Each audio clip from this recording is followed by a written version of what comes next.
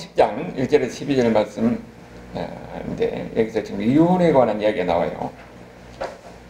그래서 이혼과 하나님의 뜻이라는 제목으로 은혜를 받고자 합니다. 어떤 변호사가 이혼 전문을 담당하는 변호사가 보니까 거의 결혼한 회사의 거의 30% 정도가 거의 요즘 보니까 이혼하더라, 그렇게 얘기를 하더라고요. 그래서 아주 충격적인데, 지금 시대가 보니까 거의 이혼을 그냥 거의 보편적으로 이렇게 받아들이는 그런 사회적 분위기가 됐어요. 그래서 지금 여기 이혼에 관한 이야기 하기가 참 어렵습니다. 나름대로 사정이 있는데 그걸 어떻게 우리가 다 우리가 이해할 수는 없겠지요, 그 형편을. 그러나 성경에서 이혼에 관한 이야기가 나오니까 이혼에 관한 하나님의 뜻이 무엇인가, 이것을 우리가 바르게 이해를 해야 됩니다, 예수 믿는 사람들은. 그래서 우리는 항상 그 기준으로 살려고 노력을 해야 되는 거예요. 다만 성경에서 뭐라고 이야기하고 있는가, 오늘 그것을 우리가 살펴보려고 하는 거예요. 지금 예수님께서 지금 베레아 지방에서 오늘 하는 이야기인데, 요단강 동편이 거기가 이제 헤롯이 통치하는 지역이에요. 헤롯이 통치하는 지역의 그 베레아 쪽에 가서 예수님이 거기서 이제 가르치는 겁니다. 이 가르치는 걸 보니까 이제 결혼과 이혼에 관한 이야기를 거기서 가르쳤던 모양이에요. 그러니까 거기에서 있었던 그 바리새인들이 예수님에게 질문을 하는 겁니다. 그러니까 질문 의도가 뭐냐면은 예수님을 뭐라고 했어요? 시험에 들게 하려고, 2절에 그랬잖아요. 바리새인들이 예수님께 나와 예수를 그를 시험하여 묻되, 시험에 들게 하려고.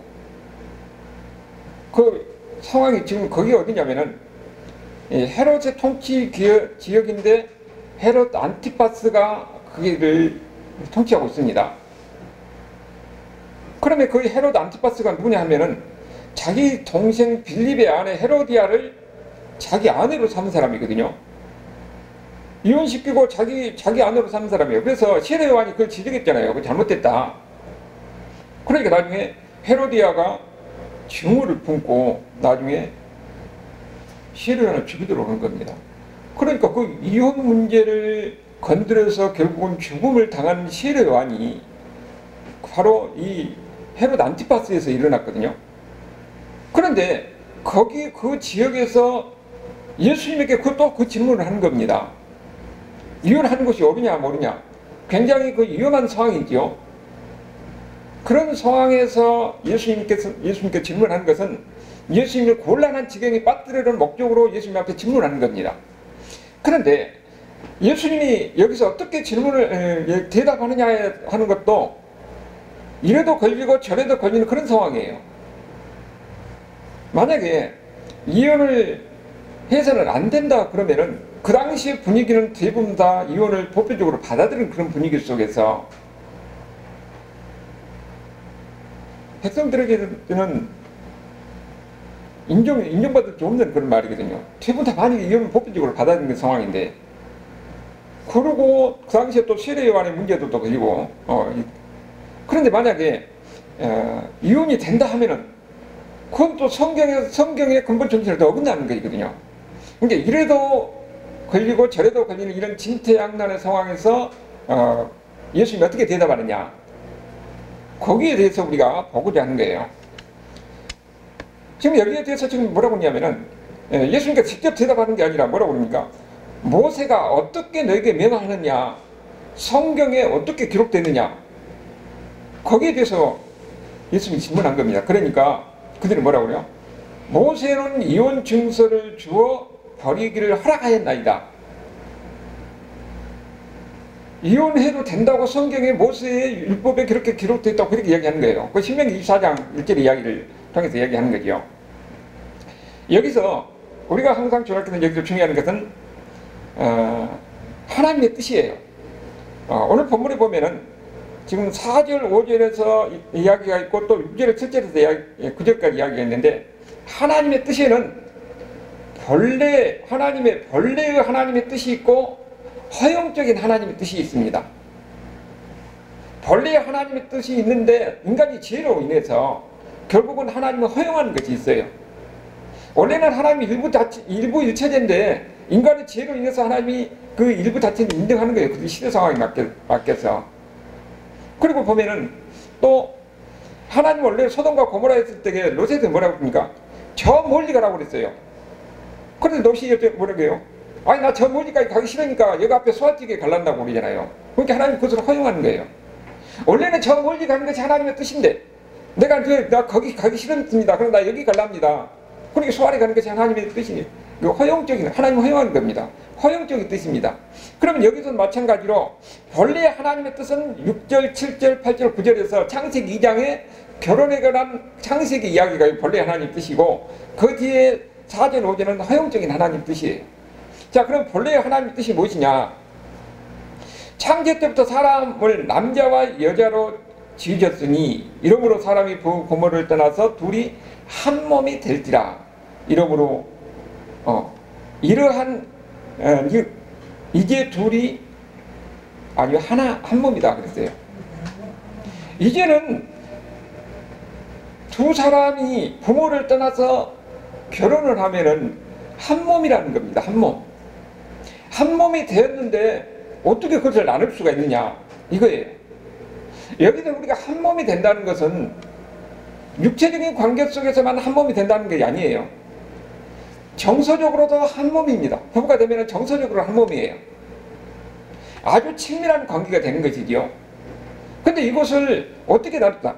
인간적 관점에서 한 몸인데 어떻게 나눌 수 있냐 하는 거죠. 그 다음에 구절에 보면 뭐라고 하냐면은 하나님이 짝지어 주신 것을 사람이 나누지 못할지라. 하나님의 관점에서 보면은 하나님이 짝지어 준 겁니다. 우리가 지금 어떻게 만났든지 이미 결혼할 때는 뭐라고요? 하나님이 짝지어 준 거예요. 우리가 결혼할 때 보면 참 신비하잖아요. 내가 그렇게 좋아하는 사람하고 꼭 결혼하는 것 아니에요. 결혼할 때 보면 나의 전혀 다른 의도 속에서 그냥 맺어진 겁니다.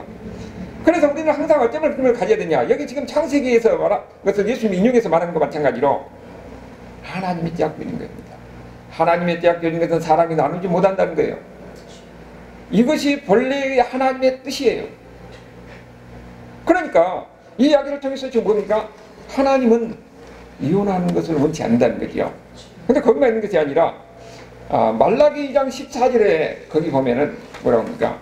자, 거기 성구잡기죠. 한번 읽어봅시다. 말라기 2장 14절 보면은 너희는 이르기를 어찌 됨입니까? 하는도다. 이건 뭐냐면은 그렇다는 성도들에게 너희가 지금 죄인이다 그러니까 우리가 언제 죄를 졌습니까? 하는 거예요. 여러분, 이 주보에다 하나씩 다 깨졌는데 그 성구잡기가 다 있어요. 다 있지요? 없어요? 야, 말라기 2장 14절을 보니까 너희는 이르기를 어찌 됨입니까? 우리가 언제 죄를 우리가 왜 죄인이라는 거예요? 그러니까 이는 너와 내가 어려서 맞이한 아내 사이에 여호와께서 증인이 되시기 때문이라. 그는 내 짝이요 너와 서약한 아내로되 내가 그에게 거짓을 행하였도다. 여러분 결혼식 할 때 어떻게 합니까? 결혼식 할 때 많은 하객들이 오잖아요. 그리고 거기에는 뭐라고 있습니까? 하객들이 증인이면서 동시에 하나님이 증인이라고 합니다. 여기를 그랬잖아요. 어려서 맞이한 아내 사이에 여호와께서 증인이 되시기 때문이라. 그리고 뭐라고 하냐면은 그는 내 짝이요 너와 서약한 아내. 결혼할 때 어떻게 합니까? 서로 서약해요. 어떻게 서약해요? 죽을 때까지 사랑한다고 서약을 하잖아요. 결혼은 하나님 앞에서 서로 언약을 맺은 거예요. 약속을 하고 맹세를 하는 겁니다. 하나님 앞에서 내가 죽을 때까지 서로 사랑하겠다고 약속을 하는 거예요. 그러니까 우리가 이 약속을 만약에 서로 헤어지면 어떻게 됐어요? 약속을 깬 거예요. 하나님 앞에서 맹세한 그 맹세를 깨뜨린 겁니다. 그러니까 하나님의 본래 뜻은 뭐냐면은 하나님은 서로 하나님이 맺어진 사랑, 하나님 앞에서 서약을 하고 맺어진 그 사랑이 깨지는 것을 하나님은 원치 않는다는 것이 하나님의 본래의 뜻이라는 것을 우리에게 이야기하고 있어요.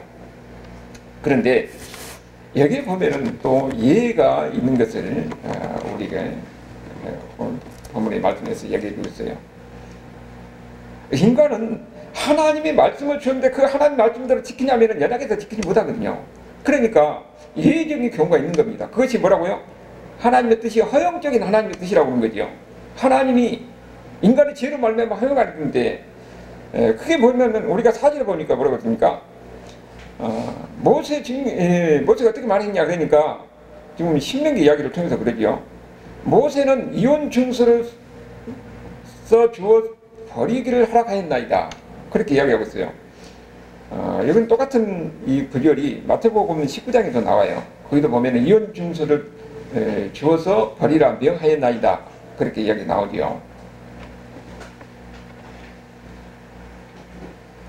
그런데 여기에 대해서 예수님이 뭐라고 합니까? 5절에 보니까 예수께서 그들에게 이르시되 너희 마음이 완악함으로 말미암아 이 명령을 기록하였다. 그렇게 이야기했죠.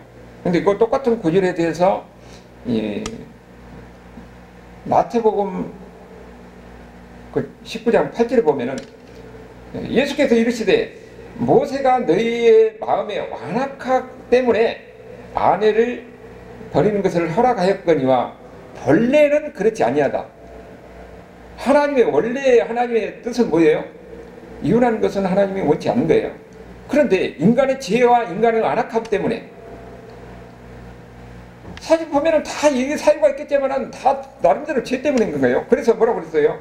완악함 때문에 하나님이 허용하는 것이라고 그렇게 이야기하고 있어요. 그러면서 이야기하는 것이 오늘 본문에 나오지 않지만은 마태복음 19장 9절에 보면은 내가 너희에게 말하노니 누구든지 음행한 이유 외에는 아내를 버리고 다른 데 장가든 자는 가늠한 것이다 이야기하고 있습니다. 그러면 예의 사유가 뭡니까? 배우자가 가늠한 경우에, 가늠한 경우에는 예외가 되는 거죠. 그것이 여기만 있는 게 아니라 마태복음 5장 32절에도 이게 나온 겁니다. 여기 성적해 보면 마태복음 5장 32절 때 나는 너에게 이르노니 누구든지 음행한 이유 없이 아내를 버리면 이는 그로 가늠하게 하며 또 누구든지 버림받는 여자에게 장가든 자도 가늠합니다. 여기서 예외 사유가 뭐니까 가늠한 경우에는 이혼할 수 있다는 그런 취지로 이야기하고 있는 거죠. 그런데 여기만 또 있는 것이 아니라 또 다른 또 하나가 우리가 오늘 봤던 얘기예요. 이혼 증서를 써서 보내주는 경우가 있다는 거예요. 그것이 지금 유대인들이 그 신명기 24장 1절의 말씀을 근거로 해서 그들은 이혼할 수 있다 그렇게 생각하는 겁니다. 그것을 근거로 예수님한테 이야기하는 거예요. 신명기 24장 1절을 근거로 그들은 뭐냐면은 유대인들은 이혼이 가능하다고 생각했어요. 그런데 왜 신명기 24장 1절에 거기에 이혼이 가능하다고 그렇게 이혼 증서를 써서 내보내라 그 구절이 왜 있느냐, 이 구절을 유대인들은 근거로 해서 이혼이 가능하다고 했지만은 그 구절이 있는 본래의 의도를 그들은 이해를 잘 못하는 거죠. 그 본래의 의도가 무엇인가 하는 것을 알아야 돼요. 그 당시에 보면은 그 시대적인 그런 상황 속에 보면은 남자들은 어떠냐면은 그냥 여기 구조를 근거로 해서 이혼 증서가 써지면은 그냥 얼마든지 이혼할 수 있는 그런 상황이 있어요. 그런데 여자들은 어떻게 되냐? 여자들은 법을 호소해야 돼요. 법정에 호소해야 됩니다. 그리고 이혼 증서를 여자가 썼어도 남자가 거기에다가 사인해 줘야지, 사인 안 해주면 그건 효력이 없어요. 근데 이제 남자가 이제 음행이라든지 이런 죄를, 성적인 죄를 범하면은 그때 여자가 이혼 증서를 쓸 때에 남자가 거기 사인해주게 되어 있는 그런 상황이에요. 그러니까 지금 이런 그 배경 속에서 이거를 가지고 예수님 앞에 질문하는 거예요. 다 이렇게 해서 이혼할 수 있다고 그렇게 되어 있지 않냐. 그들이 이해하는 방식으로 예수님 앞에 질문하는 거죠. 여기에 대해서 예수님께서 대답하는 게 뭐라고 그랬어요? 너희가 안악함으로 말미암아 이 명령이 기록되어 있는가, 이 말씀이 기록되어 있는 것이다. 너희 죄악 때문에, 여러분 안악 때문에 그렇게 이야기하는 거죠. 그러면은 원래 하나님의 지금 뜻이 아닌데 하나님이 그들에게 뭡니까? 그 완악함 때문에 네 이혼 증서를 써서 주라고 했다 하는 거죠. 여기에 대해서 우리가 보면은 그러면은 24장 1절에 원래 하나님의 뜻이 무엇인가 하는 것을 우리가 알아야 되는 거예요. 우리가 하나님의 그 계시를 보면은 계시의 점진성이라는 것이 있습니다. 원래 구약에도 보면은 앞부분 초기에는 그 하나님의 뜻이 희미하고 제한적으로 나타나요. 그런데 구약 후기에 간다든지 신약에 가면은 이제는 그 하나님의 뜻이 더 명백하게 나타납니다. 그래서 구약을 해석할 때는 예수님이 뭐라고 했는가를 통해서 예수님의 말씀을 통해서 구약을 해석하는 거예요.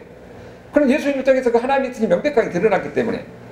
그리고 구약도 후반기에 갈수록 하나님의 뜻이 더 명백하게 들어갑니다. 그래서 계시가 처음에는 희미하게, 그 다음에는 점점점 밝게 명백하게 드러나는 거예요.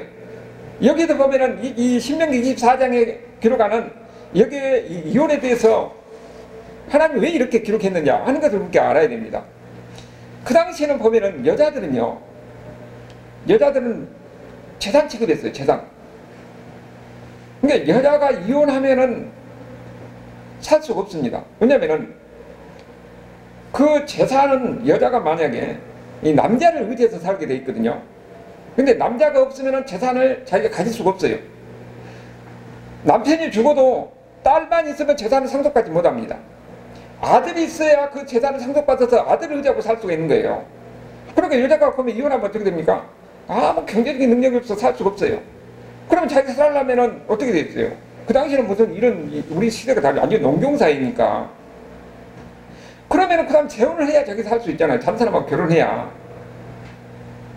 그런데 결혼하면은 본래 남편이 와가지고 간음했다고 돌로 쳐 죽이는 겁니다. 이런 상황이 되니까 여자의 권리를 보호해 주기 위해서 이혼 증서를 쓰라고 한 거예요. 이혼 증서를 써놓으면 어떻게 됩니까? 이제는 남자가 이혼 증서를 쓰니까 와서 돌로 쳐 죽이려고 그러면은, 내가 재혼했는데 돌로 쳐 죽이려고 그러면은 당신 여기서 이혼 증서를 줬지 않느냐고, 이혼 증서를 내면은 정당한 자기를 보호할 수 있는 이런 권리가 생기는 거죠. 그러니까 이 이혼 증서를 신명기 24장 1절에서 이혼 증서를 써주라 하는 것은 그 열악한 환경 속에 있는 여자의 권리를 보호하기 위해서 이혼 증서를 써주라는 거죠. 그리고 또 하나는 뭐냐면은, 남자가 여자가 마음에 안 들어서 이혼했다는 거예요. 그런데 사람이란 그 마음이 또 항상 또 왔다 갔다 하잖아요. 근데 마음이 이제 다시 바꿔져갖고 다시 옛날에 아내가 더 좋으니까 그걸 아내를 다시 데려오려고 그래요. 그러면 그때 이혼 증서를 써주면은 이미 마음이 바꿔졌어도 당신 나한테 이혼 증서를 써주지 않느냐. 이미 당신하고 나하고는 끝이다. 이미 마음에 들어와서 다시 데려오려고 해서 끝이에요. 그러니까 이혼 증서를 써준 것은 함부로 내쫓지 말고 한 번 더 생각해봐라. 다시 말하면 이혼을 억제하려는 하나님의 의도가 신명기 24장 1절이에요. 그래서 이 이혼 증서를 써주라 하는 것이지, 이것이 아주 이혼의 근거가, 이혼을 하라고 하는 근거를 쓴 게 아니라 어떻게 하면 이혼을 억제하고 여자의 권리를 보호하기 위한 그런 의도로 신명기 24장 1절이 있다는 거예요. 그러니까 이야기를 통해서 우리는 뭘 할 수 있냐면은 이혼을 억제하고자 하는 하나님의 뜻이 거기에 들어있는 거죠. 본래 하나님의 뜻은, 그러니까 하나님은 이혼을 원치 않는다는 겁니다.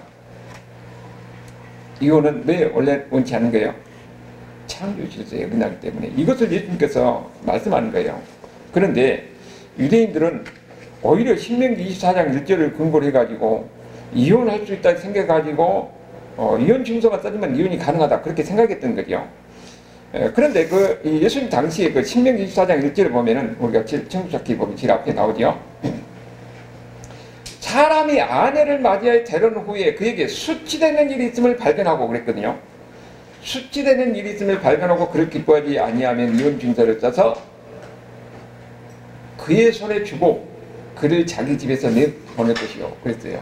그러면 수치되는 일이 그 무엇이냐? 수치되는 일에 대해서 그 당시에 보면은 예수님 당시의 유대인들에게는 랍비 중에서 샴마이 학파라는 그 유대인 그 그룹이 있었고, 힐렐 학파라는 그 그룹이 있었어요. 거의 수치되는 일을 어떻게 해석할 것이나 해가지고 샴마이 학파는 제한적으로 해석이 됐습니다. 그래서 여기 수치되는 일은 은혜에 관한 것, 성적인 것만 이야기하는 것이다 하고 그렇게 제한적으로 해석하는 겁니다. 그러니까 이혼할 때 그 성적인 문제, 여자가 이제 부도덕한다든지 남자가 이제 음행했다든지 그럴 경우에는 이 문제 가지고 이혼할 수 있다. 이혼 증서를 떠서 이혼할 수 있다. 그렇게 생각해, 그렇게 해석했던 거죠. 근데 힐레락파는 뭐냐면은 수치된 일은 그게 아니라 포괄적으로 해석하는 거예요. 근데 여자가 남자 기분 상해했다든지 심지어는 밥을 잘못해서 태웠다는 것도 그걸 핑계로서 이혼할 수 있다고 그렇게 해석하는 거예요. 그게 이렇게 해서 그들은 이혼이 그야말로 자연스럽게 받아들였던 그런 사람들에게 예수님이 이야기하는 겁니다. 예수님이 뭐라고 얘기하는 겁니까? 창세기를 봐라. 창세기 2장이 뭐라고 믿느냐? 이미 둘이 한 몸이 되었는데 어떻게 사람이 나눌 수 있느냐? 그게 안 된다는 거죠. 그리고 이미 이 부부가 결혼하고 하나님 앞에 서약을 하고 결혼하면은 그것은 이미 하나님이 짝지어준 것인데 어떻게 사람이 나누냐? 예수님께서는 그것은 바로 창조 질서에 어긋나는 것이다. 예수님 그렇게 말씀하는 거예요. 하나님의 본래의 뜻은 이혼하는 것은 하나님이 옳지 않는다는 거지요. 그래서 이혼은 안 된다는 겁니다. 그러니까 이렇게 말을 하니까 지금 10절에서 보면은 뭐라고 그래요? 집에서 제자들이 다시 이를 물으니 이르시되 누구든지 그의 아내를 버리고 다른 데 장가는 자는 번제에게 간음하며 또 아내가 남편을 버리고 다른 데로 시집가면 간음을 행합니다. 그렇게 이야기합니다. 그건 제자들에게 예수님의 말씀을 들으니까 이해가 안 되지요. 그 당시에는 보편적으로 이혼이 다 받아들이는 그런 때 예수님이 더러 다른 이야기를 하거든요. 그러니까 예수님 앞에 물어보는 거예요. 이게 도대체 지금 어떤 의미입니까? 그러니까 예수님이 말씀하신 것이 10절, 11절, 12절 말씀이에요. 여기는 뭐냐면은 누구든지 아내를 버리고 다른 데 장가든 자는 번제에 간음합니다. 이 말이 무슨 말입니까? 여러분, 사람이 이렇게 서로 헤어져서 나눠졌어요. 그런데 하나님은 그것을 나눠준 것을 보지 않는다는 겁니다. 하나님은 이혼한 것을 보지 않아요. 사람은 자기가 마음에 안 들어서 헤어졌지만 하나님을 이혼한 것도 보지 않는 겁니다. 그래서 그 사람이 다시 재혼하면은 그것은 그때는 간음하는 것이라는 거예요. 그러니까 지금 여기서 이야기하는 것은 이혼하는 것 자체는 죄가 아닌데 그 사람이 다른 데로 재혼하면은 그것은 죄라고 이야기하는 거예요. 여기서 보면 이 11절은 여자의 입장에서 가고 12절은 남자의 입장에서 이야기하는 거거든요. 그런데 여기에는 우리가 아까 봤듯이 예의가 있는 거죠. 예의가 뭡니까? 배우자가 상대편이 음행을 했을 때는 이혼이 허용된다고 그랬잖아요. 그러면 그 사람은 재혼을 해도 간음하는 것이 안 되는 거지요. 좀 그런 이유가 있고, 그 다음에 또 하나는 신앙의 문제 때문에 해준 경우가 있습니다. 그게 어디 나오냐면은 고린도전서 7장 15절을 보니까 믿지 않는 자가 갈리거든 갈리게 하라 그렇게 이야기해요. 여기에 대해서 우리가 여기 이야기하는 것은 오히려 부부 관계보다도 신앙이 우선이라는 그 이야기를 하고 있는 거예요. 이 이야기를 하려면은 당시의 고린도 교회는 이방사예요. 이방 지역에. 이방 지역에 전도를 해서 그 사람들이 교회에 들어오거든요. 그러면은 부부가 다 들어온 것이 아니라 한쪽은 믿는 사람이 들어오고 한쪽은 안 믿는 사람이 들어올 수가 있는 거죠. 그러니까 그런 관계 속에서 그 당시에 교회는 그리스 로마 시대 때 그 분위기가 어떤 분위기냐면은 이 플라톤주의라는 이 철학이 그때 유행을 했던 거예요. 우리가 역사에 보면은 아리스토텔레스 철학, 플라톤 철학이 많이 나오죠. 근데 이 플라톤 철학의 그 신플라톤주의가 후기에 가면은 그 영주주의로 종교가 되고 영주주의로 발전합니다. 근데 영주주의가 뭐냐면은 육체와 정신을 분리해가지고 서로 영향을 미치지 않는다는 거예요. 그러니까 그 영주주의에서 금욕주의가 나오거든요. 금욕주의가 뭐냐면은 우리가 육체적으로 아주 엄격하게 그야말로 엄격하고 자기학대적으로 이렇게 살면은 정신이 더 고양된다는 겁니다.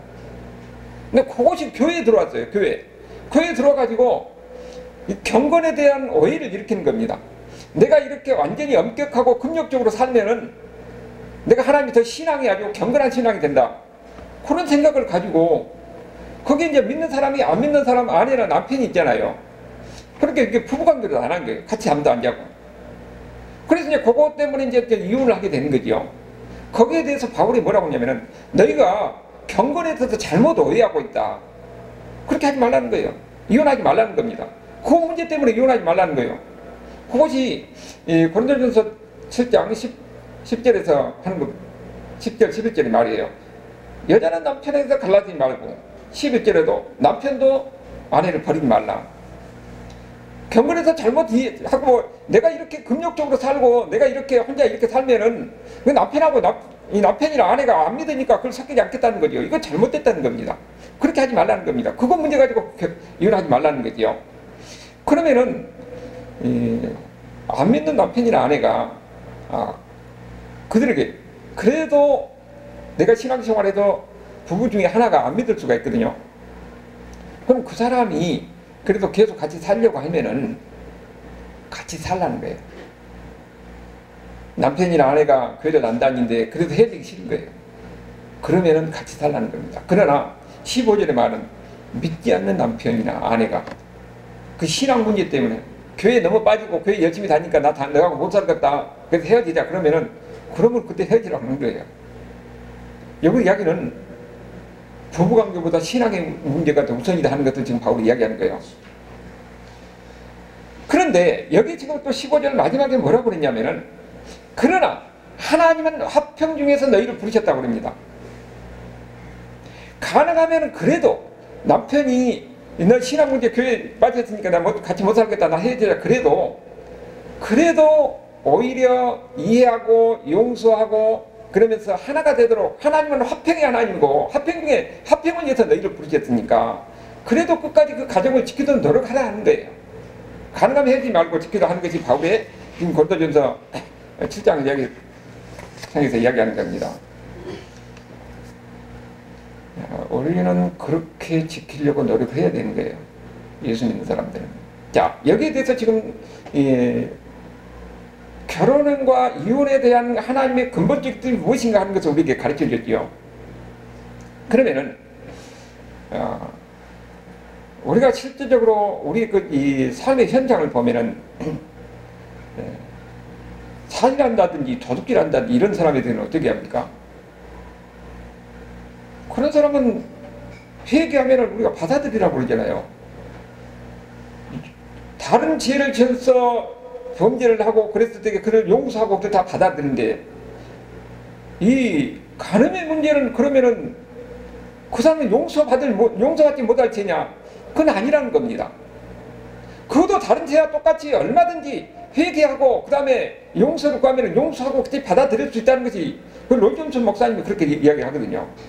실질적으로 보면 예수님도 그렇게 했습니다. 가난한 여인이 왔을 때에 너희 중에 누구든지 죄 없는 자가 이 여인에게 먼저 저울을 치라고 그러잖아요. 그럼 죄 없는 사람이 누가 있습니까? 그러니까 그 나이 든 사람부터 젊은 사람까지 다 떠나는 겁니다. 그때 예수님이 요한복음 8장 11절을 말씀하시면 나도 너희를 정죄하느니 다시는 죄짓지 말라. 그러면서 평안히 가라고 그럽니다. 예수님도 용서하신 거예요. 그러니까 우리는 누구든지 바로 실제 인간이 연약한 가운데 있었기 때문에 그들에게 그런 죄를 범하였을지라도 얼마든지 용서하고 그 다음에 다시 받아들이자는 거예요. 근데 우리가 이 결혼의 문제를 보면 다른 것하고 달리 결혼의 문제는 결과가 있어요. 만약에 이 사람이 만약에 재혼했을 때 어떻습니까? 그럼 여기 지금 둘이 살고 있잖아요. 그럼 없으면 어떻게 할거예요? 거기에 자식까지 낳았으면은 다시 이렇게 되돌릴 수 있는 그런 상황이 아니잖아요. 그럴 때는 어떻게 되냐? 바울이 말한 대로 있는 그대로 그냥 지내라는 거예요. 고린도전서 7장 8절이나 20절이나 26절을 보면은 계속 같은 반복되는 말이 그대로 지내라, 그대로 지내라요. 우리가 이 죄를 범해가지고 번쳐 있는데 다시 후처를 드리고 이런 상황에서 자식까지 있을 때 다시 또 해줄 수가 없어요. 그러니까 그럴 때 재혼했을 때는 다시 용서를 구하고 하나님 앞에 회개하고 용서를 구하고 그냥 있는 그대로 지내라고 하는 것이 바울이 우리에게 가르쳐 준 겁니다. 그것이 바로 결혼의 안정을, 평화를 지켜나가는 거지요. 그런데 우리가 성경에 보면은 하나님은 왜 한 번 결혼하면 그것이 끝이라고 이야기하는가? 결혼은 한 번 하는 것이라고 이야기하는 거예요. 왜냐면은 하나님이 그렇게 하셨어요. 하나님과 이스라엘 백성들을 성경이 어떻게 이야기하냐면은 남편과 아내의 관계로 묘사합니다. 하나님은 남편이고 이스라엘 백성들은 아내예요. 그래서 이스라엘 백성과 하나님은 언약을 맺습니다. 그 언약이면 결혼 언약이에요. 언약을 맺는데 어떻게 맺는가 보니까 거기에 대해서 호세아서 2장 2절을 보니까 너희 어머니와 논쟁하라. 그는 내 아내가 아니요 나는 그의 남편이 아니라 그가 그의 얼굴에서 음란을 지하게 하고 그 이방 사이에서 음행을 지하게 하라. 여기 보면은 너희 어머니가 누구냐면은 이스라엘 백성들의 선조들의 조상들, 지금 여기 유대인들이 있고 선조들이요. 여기 뭐냐면은 선조들 그 어머니가, 그래서 이들이 범죄를 함으로 인해서 하나님과 어떻게 이혼했다고 그렇게 표현하는데 이미 하나님이 관계가 끊어졌다는 거죠. 이스라엘 백성들은 남편이 누굽니까? 여호와 하나님이에요. 그러니까 그들은 여호와 하나님만 섬겨야 되는데 다른 신을 섬기고 다른 나라를 의지하는 것은 하나님을 뭐라고 그렇게 표현하고 있어요? 가늠했다고 표현하는 겁니다. 왜 우리가 보면은 하나님은 이런 용어로 쓰냐 하면은 이 세상에서 가장 친밀한 관계를 표현할 수 있는 것은 부부관계거든요. 그래서 하나님과 우리 이스라엘 백성들의 관계도 가장 친밀한 관계를 표현할 때 이렇게 부부관계를 표현해서 하나님의 백성들은 하나님을 섬겨야지 하나님이 아니고 다른 데를 쳐다보고 다른 데를 의지하면 그것은 가능한 것이다. 그렇게 표현하는 겁니다. 이스라엘 백성들 하나님의 관계가 바로 그예요. 근데 이스라엘 백성들 우리가 역사를 보면은 어떻게 됩니까? 여호와 하나님을 섬겨야 아니라 다른 신을 섬기고 다른 나라를 의지하고 그러잖아요. 하나님 어렵고 힘들고 할 때는 하나님께 기도하고 하나님을 의지하고 그래야 되는데 다른 걸 의지하는 겁니다. 그랬더니 뭐라고 그랬습니까? 너희 어머니가 논쟁하라고 하는 겁니다. 그들이 하나님을 떠나서 다른 신을 섬겨서 결국은 하나님 뭐라고요? 이혼했다는 겁니다. 이혼의 관계라는 거예요. 그래서 뭐라고 하냐면은 이 호세아서 2장 7절에 그가 그 사랑하는 자를 따라갈지라도 미치지 못하며 그들을 찾을지라도 만나지 못할 것이라. 그제야 그가 이르기를 내가 본 남편에게 돌아가리니 그때가 내 형편이 지금보다 나아집니다. 이건 뭐냐 하면은 하나님을 떠나고 다른 신을 섬기고 다른 나라를 의지하고 그래서 살아보니까 어떻게 됩니까? 더 힘든 거예요. 그랬더니 그들이 나중에 어떻게 했냐? 그것을 깨우치고 나서 내 본 남편인 여호와 하나님, 이 본 남편인 여호와 하나님이에요. 이전에 우리가 섬겼던 우리 신이신 여호와 하나님은 그분께 돌아가야 되겠다. 오히려 그게 낫다는 것을 나중에 깨닫게 되는 거예요. 그럴 때 하나님 어떻게 되냐? 그들을 버린 것이 아니라 하나님은 받아준 겁니다. 하나님이 한번 다른 남편을, 다른 남자들, 다른 신을 섬기고 다른 나라를 의지해서 한번 살아봐라. 그러면 그들이 하나님을 믿는 것보다 하나님을 의지한 것보다 더 좋아지는 아니라는 거지요. 그래서 그랬다가 고생하고 나와서 보니까 자기가 섬기는 여호와 하나님 의지한 것이 오히려 그것이 더 낫다 하는 것을 깨닫고 돌아올 때 하나님은 어떻게 했냐? 받아준 겁니다. 그것이 호세아서 2장 14절에서 16절까지인데 그러므로 보라 내가 그들을 다 일러 거친 들로 데리고 가서 말로 이루라고 그랬는데 거친 들이 광야잖아요. 광야에는 아무것도 없습니다. 아무것도 없으면 무엇을 의지합니까? 하나님만 바라볼 수밖에 없어요. 하나님이 이스라엘 백성들을 어디입니까? 광야로 인도해서 오직 하나님만 의지하고 하나님만 바라보게 만든 거예요. 거기서 하나님께서 이루하고 하나님께서 그거 뭐라고 합니까? 무슨 복을 줍니까? 그때 비로소 그의 보돈을 그에게 주고 악을 걸자기로 소망의 물을 삼아주고 그가 거기서 응대하기를 어렸을 때와 애굽 땅에서 올라오던 날과 같이 하라. 애굽 땅에서 올라오던 뭐냐면은 이스라엘 백성들이 애굽 땅에 올라와서 시내산에서 뭘 합니까? 하나님과 언약을 맺어요. 그게 무슨 언약이냐면은 결혼 언약하고 같은 거예요. 여러분, 우리가 이 이스라엘 백성들이 지금도 유대인들이 결혼할 때는 결혼의 포뮬라가 있어요. 나는 당신의 남편이고 당신은 내 아내입니다. 이런 결혼식 서약이 있습니다. 근데 하나님과 이스라엘 백성들도 이 언약을 맺었자면은 나는 너의 신이고 너는 내 백성이다. 그 결혼의 그 포뮬라가 똑같은 거예요. 그렇게 서약을 합니다. 그러니까 결혼도 서로 서약을 하는 것이고 이스라엘 백성과 하나님의 관계도 이렇게 그런 서약이에요. 그러면은 오직 뭐라고 했어요? 여호와 하나님은 오직 하나님은 이스라엘 백성들은 하나님이 우리 신이고 그럼 이스라엘 백성은 하나님 백성이라고 그렇게 서약을 하잖아요. 그렇게 해놓고 나중에 어떻습니까? 하나님을 떠난 거예요. 다른 신을 섬기는 겁니다. 근데 언약과 그렇게 되면 어떻게 됩니까? 언약 관계가 깨지는 거죠. 그런데 그들이 다른 신을 쫓고 하나님을 떠나서 하다 보니까 고생하고 우리의 신은 여호와가 진짜다 하는 것을 깨닫고 나중에 다시 돌아올 때에 하나님이 어떻게 되냐? 다시 받아준다는 겁니다. 이것이 바로 하나님의 품성입니다. 지금 하나님과 이스라엘 백성들의 관계를 결혼 관계에 비해서 표현한 것이 호세아는 게 아니라 에스겔서에도 있고 이사야서에도 있고 계속 이렇게 나와요. 그것 중에서 뭘 보여주냐? 하나님의 품성이에요. 하나님이 어떤 하나님이냐? 하나님은 한 번 이렇게 맺어진 언약을 그들이 하나님을 끝까지 지키는 거예요. 그들이 하나님을 떠나서 다른 죄를 범하고 할 때 그들이 다시 돌아올 때 하나님 다시 받아준 겁니다. 다시 받아줘서 나중에 어떻게 되느냐? 그 위로하는 것이 이사야 62장 4절을 보면은 다시 받아줘서 그때 하나님의 마음이에요. 다시는 너를 버림받는 자라 부르지 아니하며 다시는 내 땅을 황무지라 부르지 않을 것이요 오직 너를 헵시바라 하며 내 땅을 뿔레라 하리니 그 헵시바와 뿔레라에 대한 해석이 그 다음에 나오는 거예요. 이는 여호와께서 너를 기뻐하실 것이며 내 땅이 결혼한 것처럼 될 것이다. 헵시바가 기쁘다는 거예요. 이제는 다시 돌아온 그 여인을 기쁘게 받아들인 거예요. 뿔레라는 것이 결혼한 여자니까. 이미 다시 이제는 헤어졌던 것이 다시 하나가 되어서 결혼한 이런 부부관계 속에서 거기서 기쁨을 같이 누린 겁니다. 거기뿐만 아니라 여기는 뭐라고 하냐면 마치 청년이 처녀와 결혼함 같이 내 아들이 너를 취하겠고 신랑이 신부를 기뻐함과 같이 내 하나님이 너를 기뻐하라. 이건 뭐냐면은 다른 자기 남자 나놓고 자기 자식도 나놓고 다른 남자한테 같은 거예요.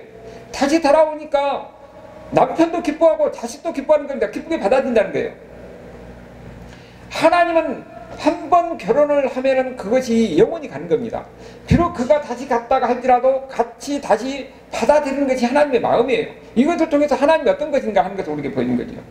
우리는 일반적으로 보면은 사람이 여러 가지 그 마음에 안 들고 또 문제가 인간이니까 다른 갈등 관계가 있는 것이고 문제가 있을 수 있는 거지요. 그러니까 이걸 그럼 바로 이혼하는데 하나님은 그렇지 않다는 거지요. 갔어도 다시 데려와서 다시 결혼 관계를 유지하고 다시 그에게 같이 기쁨을 누리게 하는 겁니다. 우리가 이 하나님의 성경에 보면 하나님의 명령이 이렇게 나와요. 그 하나님의 명령 속에는 뭐가 들었냐면 하나님의 품성이 들어있는 겁니다. 하나님이 우리에게 보면 이혼은 안 된다고 하는 이유가 뭡니까? 하나님이 그렇게 하셨잖아요. 하나님이 이스라엘 백성과 결혼 관계를 맺는 거예요. 그러니까 이스라엘 백성이 하나님을 떠나서도 그들이 처음에는 놔둔 겁니다. 고생하다가 다시 하나님께 돌아올 때 하나님 그들을 받아주면서 오히려 기쁨으로 관계를 유지하면서 더 많은 것을 주고 많은 것을 누리게 하잖아요. 우리가 하나님의 말씀을 지킬 때는 뭐가 있냐면은 하나님의 품성이 느껴진 겁니다. 하나님이 느껴진 거예요. 우리가 구원을 어떻게 느껴지냐? 하나님의 말씀대로 그렇게 순종하고 살 때에 하나님의 구원이 느껴진 거예요. 결혼은 지금 어떤 겁니까? 결혼이라는 것은 우리가 부부간에서 보면은 여러 가지로 마음이 안 들 수도 있고 여러 가지 문제가 있을 수도 있는데 중요한 것은 우리는 하나님 앞에서 서약을 했어요. 많은 하객들 놓고 일가 친척들 다 놓고 거기서 서약하는데 증인이 그들만 증인이 아니라 하나님의 증인입니다. 그리고 거기서 하나님 앞에 맹세를 했어요. 서약을 했어요. 내가 이렇게 죽을 때까지 서로 사랑하면서 지키겠다고 서약을 했습니다. 그러니까 이것은 어떻게 되며 만약에 그걸 깬 것은 하나님의 언약을 깬 겁니다. 하나님의 계약을 깬 거예요. 그런데 하나님은 그들을 다시 데려왔는데요. 데려와서 같이 기쁨을 누리며 가정을 이룬 것과 같이 우리도 이게 하나님의 본래의 뜻은 한 번 우리가 하나님 앞에 맺어준 사랑은 사람이 깰 수가 없는 겁니다. 그래서 어떻게든지 그들 설득해서 다시 데려와서 그들 다시 회복시켜주고 떠났던 사람을 다시 회복시켜서 그걸 기쁘게 해줄 것 같이 우리도 저렇게 기쁘게 해줘야 돼요. 그럴 때에 뭐를 느끼냐면은 하나님의 말씀이 믿어진 겁니다. 여러분 가장 큰 복이 뭐냐면은 하나님의 말씀이 믿어지는 거예요. 우리가 하나님 말씀대로 살 때에 그것이 하나님의 말씀이 나에게 믿어지는 겁니다. 그게 가장 큰 축복이에요.